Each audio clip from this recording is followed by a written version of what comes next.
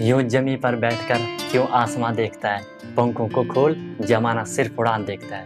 Hello everyone, once again welcome to untold concept, जहां हम पढ़ाते हैं और आप पढ़ते हो बिल्कुल कॉन्सेप्ट वाइज। तो जो कि हमारे जीरो टू हीरो सीरीज चल रही है, आरएमएस एंट्रेंस एग्जाम, आरआईएमसी, सैनिक स्कूल या अदर स्कूल, जहाँ के आपको एंट्रेंस एग्जाम के थ्रू एडमिशन मिलता है। राइट, तो बिल्कुल कॉन्सेप्ट वाइज हम आपको क्लासेस प्रोवाइड करवा रहे हैं। एक बारी के लिए आपको बता दूं कि क्लास आपको जो अपलोड होती है, हमने टाइम टेबल चेंज कर दिया है। वो आपको 6:30 AM अपलोड होती है। ठीक है, एक वीडियो आपको डेली अपलोड होती है 6:30 AM पे। अभी उसमें साइंस मैथ पहले चल रहा था, साइंस अब चल रहा था, थोड़ी अब उसमें चेंज हो सकता है, आपको कुछ और हम दे सकते हैं, लेकिन वो आपको पता चल जाएगा। तो जो भी वीडियो अपलोड होगी, चाहे जिस भी सब्जेक्ट की होगी, वो आपकी 6:30 AM पे होती है। राइट, और शाम को 7 PM आपकी लाइव क्लास होती है।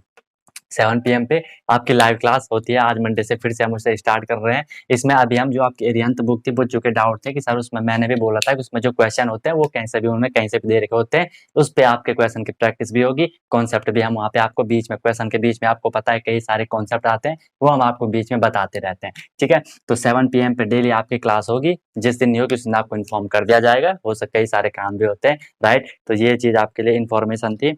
तो डेली आपसे आपकी यही क्लास होगी। आज इससे पहले हमारा जो साइंस में चल रहा था, वो क्या चल रहा था, फॉसिल फ्यूल चल रहा था, जो कि आपके कोल, पेट्रोलियम और नेचुरल गैसेस होती है, मेन फॉसिल फ्यूल। ठीक है, वो पिछला वाला लेक्चर देख लेना, इसमें ये फिनिश हो जाएगा। एलपीजी, इसमें मुझे आपको भले एलपीजी पेट्रोलियम ही है, पेट्रोलियम पढ़ा था ना लास्ट क्लास में, तो उसी को आगे बढ़ाते हुए एलपीजी सीएनजी, क्योंकि यहाँ से थोड़ी ज्यादा क्वेश्चन आता है, तो इसलिए इसको मुझे अलग से भी आपको बताना पड़ रहा है। सबसे पहले एलपीजी की फुल फॉर्म क्या होती है, फुल फॉर्म आपको लिख देनी है एलपीजी की। ये होता है लिक्विफाइड पेट्रोलियम गैस, हम इसे कहते हैं लिक्विफाइड पेट्रोलियम गैस। क्योंकि ये भी पेट्रोलियम, पेट्रोलियम क्या था, हमने वो था रॉक ऑयल भी उसे कहते हैं। आई थिंक मैं बताना आपको भूल गया था, क्वेश्चन आएगा रॉक ऑयल किसे कहते हैं, तो उसे पेट्रोलियम को कहते हैं। मिनरल ऑयल भी पेट्रोलियम को कहते हैं। ठीक है, और डार्क गोल्ड कुछ बोला, ब्लैक गोल्ड भी उसी को कहते हैं। तो लिक्विफाइड पेट्रोलियम गैस ये आपकी होती है। इस पे क्वेश्चन आता है, ठीक है, कि इसका कंपोजिशन क्या होता है, इसमें कौन कौन सी गैसेस का एक कंपोजिशन होता है, तो वो आपको याद रखना। एक होता है आपका इसमें ब्यूटेन, एक क्या होता है इसका आपका ब्यूटेन। ठीक है, हाइड्रोकार्बन लिखा होगा कहीं पे, कंफ्यूज मत होना, आगे पढ़ोगे सारी चीजें। एक होता है ब्यूटेन और एक होता है आपका इसमें प्रोपेन, ब्यूटेन एंड प्रोपेन। अगर फॉर्मूला चाहिए तो ब्यूटेन का फॉर्मूला होता है आपका C3H8 एंड प्रोपेन का होता है आपको C4H10। वैसे फॉर्मूला जरूरी है नहीं, लेकिन पढ़ लो, क्या पता काम आ जाए। ठीक है, C3H8 एंड C4H10 ये आपके फॉर्मूले होते हैं ब्यूटेन और प्रोपेन के। सॉरी, मैंने उल्टा किया, ये 4 होगा। ठीक है, ये 4 होगा, ये 10 होगा, कंफ्यूज मत होना, हो जाती है मिस्टेक। पहले आपने सुना होगा मीथेन, इथेन, प्रोपेन, है ना, मीथेन, इथेन, प्रोपेन, फिर ब्यूटेन आता है। ठीक है, तो ब्यूटेन प्रोपेन ये इसका कॉम्बिनेशन होता है। मेन ये दो गैसें इसमें होती है। और इसमें आपने देखा होगा कि सर जो स्मेल आती है, स्मेल किसकी वजह से आती है, स्मेल प्रोपेन की वजह से आती है। और इस प्रोपेन में हम एक दूसरी चीज मिक्स कर देते हैं, दूसरी चीज मिक्स कर देते हैं। ठीक है, वजह से हम कहते हैं इथाइल, जिसे हम कहते हैं, ये इंपॉर्टेंट क्वेश्चन है। ठीक है, इंपॉर्टेंट क्वेश्चन बनने वाला है, इथाइल मरकप्टेन हम जिसे कहते हैं, इथाइल मरकैप्टेन। इसकी वजह से आपको स्मेल आती है, ताकि हमें पता चले कि जो सिलेंडर है, जो आपका एलपीजी गैस सिलेंडर घरों में भी यूज होता है, उससे कि लीकेज हो रही है, हमें पता चल जाएगा, इसकी स्मेल आ जाती है। इथाइल मरकप्टेन बहुत डिस्टेंट स्मेल, बिल्कुल अलग ही स्मेल की होती है, जैसा कि आप लोगों ने देखा भी होगा। राइट, तो ये चीज आपको यहाँ पे याद रखनी है। इसके बाद अगर हम इसके यूज देखें, यूज आपको पता है शायद इसका यूज कहाँ होगा, घरों में होता है। ठीक है, एज ए फ्यूल इसका यूज होता है, ऑब्वियसली पेट्रोलियम है, फॉसिल फ्यूल ही हम पढ़ रहे हैं। राइट, अब इसका ज्यादा हम यूज क्यों करते हैं, क्योंकि ये इजीली बर्न हो जाता है। आप थोड़ी भी माचिस मतलब हल्की सी हो जाए, तुरंत जल जाएगा। ठीक है, इतना मतलब इसका जो क्वेश्चन आएगा कि इसकी जो कैलोरीफिक वैल्यू होती है वो बहुत ज्यादा हाई होती है। ठीक है, ये भी एक टॉपिक पढ़ाऊंगा तो मैं सिलेबस में है, कैलोरीफिक वैल्यू इसकी बहुत ज्यादा होती है। ठीक है, अगर आएगा क्वेश्चन तो याद रखना 50,000 किलो जूल। ठीक है, 50,000 किलो जूल पर किलोग्राम पर केजी। ठीक है, ये चीज हम बाद में डिस्कस करेंगे कि ये चीज होती क्या है, कैसे निकलती है, सब बताया जाएगा। अभी इसके लिए याद रखो 50,000 किलो जूल पर मोल, अगर क्वेश्चन आएगा तो। राइट, तो यहाँ तक आपको इतनी बात क्लियर होनी चाहिए। और ये सबसे बेस्ट फ्यूल हम इसे कहते हैं, क्यों, क्योंकि इसका एक तो हम यूज कहीं भी आसानी से कर सकते हैं, दूसरा जब हम इसको बर्न करते हैं, हमने बोला था फ्यूल क्या होता है, जब आप उसे बर्न करोगे तो वो कोई भी वहां पे एक्सेसिवली अनडिजायरेबल मटेरियल नहीं देगा। ठीक है, कोई ऐसी चीज ना दे जिस जो कि हमारे लिए कोई काम की ना हो। तो जब आप एलपीजी गैस जलाते हो, कुछ बचता है, आपको कुछ भी नहीं जलता है। मतलब ये एयर, ये मतलब पोल्यूशन भी ना के बराबर करता है, बिल्कुल भी नहीं करता, ना के बराबर मान लो। इस टाइम इसका यूज ज्यादातर करते हैं। ठीक है, इतनी चीज आपको यहाँ पे क्लियर हो चुकी होगी। इसके बाद नेक्स्ट एक आता है आपका नेचुरल गैस। ठीक है, ये दोनों आपको बताने थे। नेचुरल गैस आपका आएगा। ठीक है, क्वेश्चन आएंगे यहाँ से इसलिए बता रहा हूँ। Natural gas,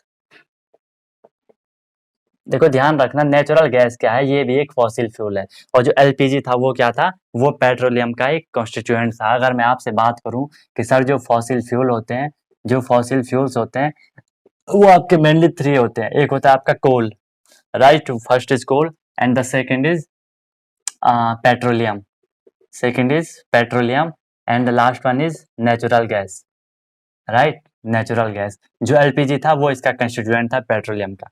clear? हाँ, अब कोल हमने पढ़ा, पेट्रोलियम हमने पढ़ा, थोड़ी यहाँ पे नेचुरल गैस को हम थोड़ा हल्का सा डिस्कस कर लेते हैं। ठीक है, नेचुरल गैस क्या होती है, इसमें मेनली आपका क्या होता है, मेनली मतलब जो मेन यहाँ पे होता है, एक होता है आपका मीथेन, याद रखना मीथेन होता है। ठीक है, मीथेन फॉर्मूला चाहिए, CH4 होता है, फॉर्मूला जरूरी है। यानी मीथेन मेनली वैसे और कुछ भी होंगे जैसे प्रोपेन, ब्यूटेन, नॉर्मल थोड़ी थोड़ी, लेकिन मेन जो होता है, मेनली जो होता है, सबसे ज्यादा जो होता है वो आपका मीथेन होता है। और एक आपका इथेन होता है, इथेन, ये होता है C2H6। ठीक है, मीथेन, इथेन, राइट, याद रखना नेचुरल गैस किसका कॉम्बिनेशन है, किसका कंपोजिशन है, मीथेन का और इथेन का। ठीक है, मीथेन, इथेन याद रखना, पहले और कुछ भी होंगे, ये भी एक फॉसिल फ्यूल है। अब देखो, जब हम इसे, आपने एक गैस का नाम सुना होगा CNG, हम जिसे कहते हैं CNG और LPG, ज्यादातर दोनों साथ में दिए रहते हैं। सी का मतलब यहाँ पे होता है कंप्रेस्ड, फुल फॉर्म भी कभी कभार पूछी जा सकती है आपसे, कंप्रेस्ड नेचुरल गैस।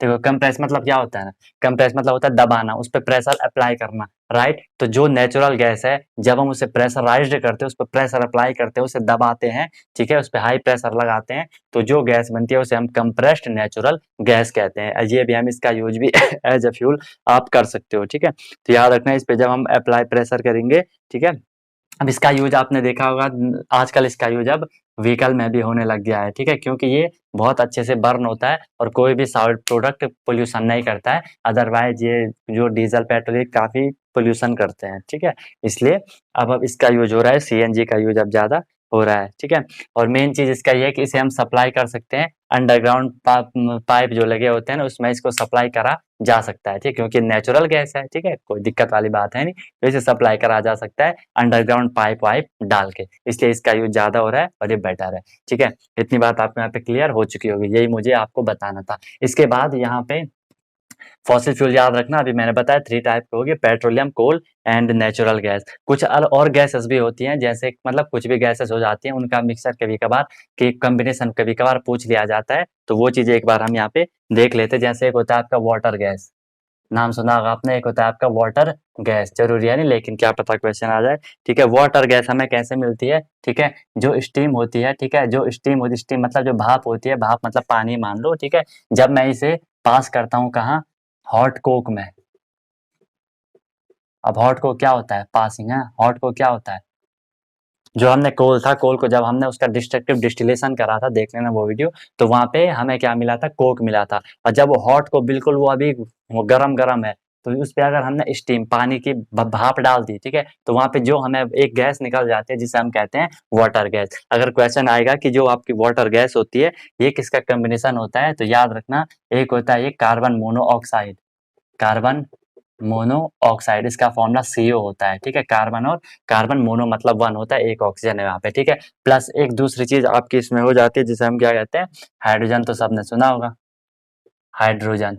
ठीक है, H2, ये बात सबको क्लियर होगी। CO प्लस H2 का ये आपका क्या होता है, वाटर गैस कॉम्बिनेशन होता है। इसका यूज कई सारे कंपाउंड बनाने में करा जाता है। ठीक है, क्योंकि इसमें कार्बन होता है, कोक कार्बन से कई सारे आपके कंपाउंड बनते हैं, इंडस्ट्रीज वगैरह में इसका यूज होता है, मेनली अमोनिया बनाने में इसका यूज होता है। इतना ज्यादा आपके लिए जरूरी है नहीं, राइट। इसके बाद एक दूसरी गैस आती है जिसे हम कहते हैं प्रोड्यूसर गैस, प्रोड्यूसर गैस हम जिसे कह देते हैं, right, producer gas. What is producer gas, producer gas क्या होती है, देखो अगर मैंने क्या कर दी, जो एयर कर दी, जो एयर है लेकिन ये नॉट प्रॉपर, प्रॉपर सप्लाई नहीं होगी, डिफिशियंसी ऑफ हल्की हल्की, ठीक है, नॉट प्रॉपर सप्लाई। हमें क्या करना है, हल्की हल्की एयर ले लो, ठीक है, हल्की क्वांटिटी में ले लो, ज्यादा नहीं लेनी है, हल्की सी, अगर हम उसे पास कर देंगे कहाँ, कोक में, हॉट कोक में, हॉट कोक में अगर मैंने उसे पास कर दिया, राइट, हॉट कोक में अगर मैंने उसे पास कर दिया तो वहाँ पे एक गैस जो बनती है उसे हम कहते हैं प्रोड्यूसर गैस। अब इसमें होता क्या है, याद रखना, इसमें आपका एक कार्बन मोनोऑक्साइड होता है, प्लस इसमें यहाँ पे नाइट्रोजन आ जाती है, इसमें यहाँ पे नाइट्रोजन आ जाती है। क्यों? क्योंकि हमने यहाँ पे जो एयर थी, एयर को पास करवाया। एयर में आपको पता है नाइट्रोजन सबसे ज़्यादा होती है 78%, इसलिए यहाँ पे CO प्लस N2 का एक कॉम्बिनेशन होता है, carbon monoxide plus nitrogen. Clear? Very good.